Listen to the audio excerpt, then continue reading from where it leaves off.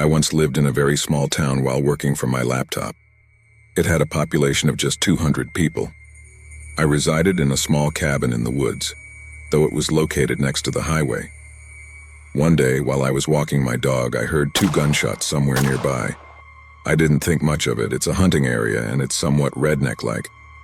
The next day, or perhaps the day after, a truck pulled up. I didn't even know anyone in this town, so it was weird and I was put off.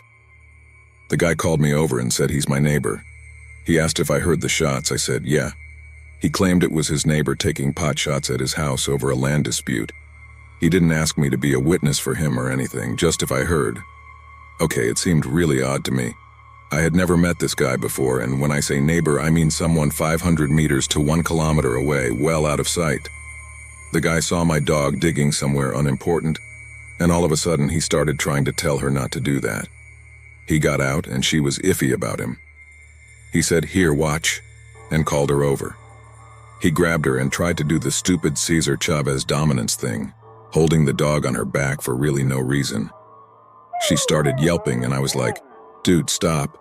He asked me whether I had any guns myself. I said no. He said he was a great dog trainer. He asked me to go over and mow his lawn and please ensure to bring your dog, in the strangest way. I can't describe it, but his mannerisms and the way he talked were just plain creepy, especially that line. He left soon after, and I was thinking, I just told this guy not only that I heard the gunshots, but also that I'm unarmed here. How do I even know it was his neighbor like he claimed, and not in fact, this weird dude has shot someone at his home and is trying to see who might have heard or witnessed? I wouldn't go to his house, not a chance. It gave me a horrible feeling. Then he kept showing up asking why, also calling and texting asking why. I gave him my number before realizing how weird he was. Really adamant I go over there. It turns out the guy is a total alcoholic, lost his wife, lost his job, lost everything, and he was in a very dangerous mental state. He had nothing to lose. The small store owners in town explained the guy to me. He's apparently the most hated guy in the valley with a bad reputation. I was now really freaked out. I found it very hard to sleep after that. Cabin in the woods, nobody nearby who would hear any commotion, ample angles for the place to be approached from the woods, and just a can of bear spray and a knife. And the guy knows I have no guns. I would be kept up for hours listening at night for any movement outside, as it was dead silent there. One night, in the middle of the night, my dog started to growl. Then she growled more. I didn't hear anything, but it didn't matter. Every room in that cabin had a window but the bathroom. I just got up, grabbed the knife and the bear spray, and locked myself in that bathroom for hours listening. I eventually fell asleep in there. I don't think I've ever felt that kind of dread. I just pictured this lunatic sneaking up with a shotgun to take me out, for maybe having heard him murder someone with a gun days earlier. It was just awful. I moved, but unfortunately the new landlords were equally creepy. They even started trying to steal my dog, even though they had 3. I heard them discussing it.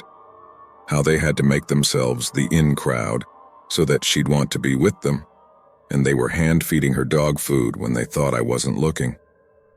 It must have been just the small town thing, totally strange people in that town for the most part. They went to the market one morning. I packed all my stuff into my van and my pup, and I bailed out of that town and never looked back.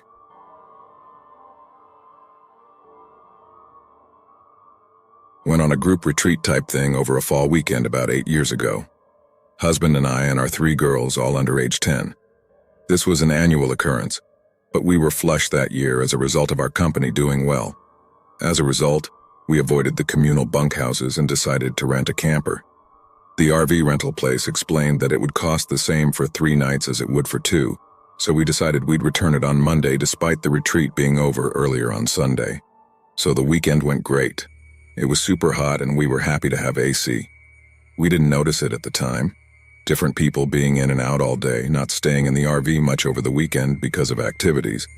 But the previous renters hadn't bothered to clear out the septic lines in the camper. By 6 Sunday evening, it stunk horribly and was backing up into the toilet. My husband was anxious about the rental company blaming us, so he decided to go to the Walmart in the neighboring town for some Drano. Mind you, This particular location, while open all year, is rarely occupied outside of retreats. I'll confess that we haven't been back since this occasion, so the details of why don't really come to mind. But as I recall, it was privately owned by a church in the area, and they used it mostly for their own purposes and events. So my husband leaves around 8:30 p.m. for Walmart. It's an hour-plus round trip thanks to the rural area and skinny back roads. I start straightening the camper, packing our belongings and getting the kids settled. He'd been gone for about 40 minutes. I curled up in the bed to read and wait for my husband to get back in case he needed help. The lights had been out for about 20 minutes when I started hearing a clicking sound coming from the window behind the bed. I stilled instantly and ran through a self-reassuring checklist. It's the trees scraping the glass, nature, a sound in the environment nearby, or an axe murderer. That was an option too. I got up and walked very slowly to the kitchen. The noise followed. As I was climbing up into the loft area over the truck can, I heard the door handle rattle, and then the scraping sound. I'd gotten a knife as I passed through the kitchen, which I was sweaty clutching as I huddled down on the edge of the bed in the loft guarding my children. I eyed the cabin, making sure every access point was locked, and hoped whoever it was it would go away. I leaned left and right, trying to get signal on my cell to call camp security or my husband or anyone, but it wouldn't dial. I waited, panicking. It was about 5 minutes of torture later that I saw headlights through the portholes on the side, coming along the winding road to the RV sites, and my husband entered the cabin looking at me weird. He scoffed at me for being a city girl, and told me that people didn't break out of prison and attack women and children in random rural campgrounds. I expressed that I'd heard the door rattling and that it wasn't a coincidence of nature, but he brushed me off. We passed the test of the night without incident, though I was too on edge to sleep. The next morning, we drove into the town to return the RV. On the once-over demanded by the rental agreement, the manager came around to my husband and asked if he knew what had happened to the rear window. It seems that someone had used a switchblade or some similar item to remove the gasket from around the window where the back bedroom was, where I'd been reading the night before. There were gashes in the paint consistent with knife marks, and the gasket had been sliced off. The window lock was also damaged. It seems whoever had done it had also tried inserting the knife in the door's lock and between the jamb and the lock in another attempt to gain entry. Fortunately, they didn't get in, and we were not charged for the damage to the RV. Needless to say, I never consented to a solo camping trip again and always go in a larger group now. Safety in numbers and all that. Still makes the hair on my neck stand up.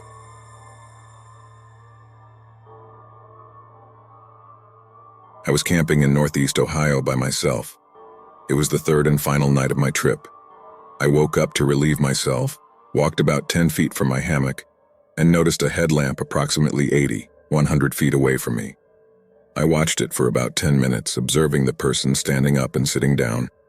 I quickly put on my boots, grabbed my hatchet, and began walking to the right of my campsite with the intention of finding out what this person was up to. I had covered about 50 yards when I noticed another headlamp approximately 40 feet from me moving around. I dropped to the ground and covered myself with leaves. The person passed within 10 feet of my hiding spot. After a while, they stopped, lit a cigarette, and finished their beer. They threw the can on the ground. Once they had moved far enough away that they couldn't hear me, I got up and started walking toward the first individual. I got close enough to hear their phone receiving messages. I quietly moved closer to get a better look at their face illuminated by the cell phone screen. That's when they stood up and started walking toward my hammock. I lay on the ground for a minute and then made my way back to my campsite. I stopped when I heard my tarp, which was above my hammock, being torn. I saw flashlights and my large flashlight turning on and off. I heard my mess kit being thrown around and they were talking about how he was just here. I remained on the ground and watched my flashlight walk away until it became a small dim light. When the sun came up, I returned to my campsite only to find it completely destroyed. My hammock and tarp had been shredded, seemingly with a machete. My mess kit had been stomped on and my backpack, rain gear, and flashlight were missing. I went to the spot where I had seen the first person and found chew pouches, 8 empty beer cans, and an empty lighter. I then walked to where I had seen the other person and discovered an empty bag that turned out to contain methamphetamine. along with a collection of cigarette butts and a pile of feces with no toilet paper in sight.